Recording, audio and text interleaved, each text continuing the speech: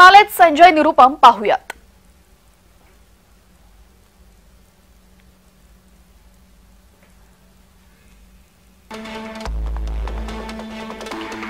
तुम्ही स्वतः मान्य केलंय की तुम्ही खिचडी पुरवठ्याचं कंत्राट घेतलं होतं। ही खिचडी 33 रुपये दराने 300 ग्रॅम अशी द्यायची होती। ती तुम्ही 16 रुपये दराने 100 ग्रॅम वाटण्यासाठी 6 कंत्राट दिले आणि उर्वरित रक्कम हडप केली। दर पाकिटामागे 200 ग्रॅम खिचडी कमी का वाटण्यात आली? म्हणूनच मी तुम्हाला खिचडी चोर म्हणतोय।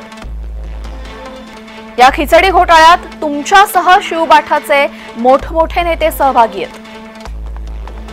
तपास यंत्रणांच्या नावे उगाचच बोंबा मारू नका। तुम्ही घोटाळा केलाय हे मान्य करा। या खिचडी घोटाळ्याची निष्पक्ष चौकशी होऊ द्या।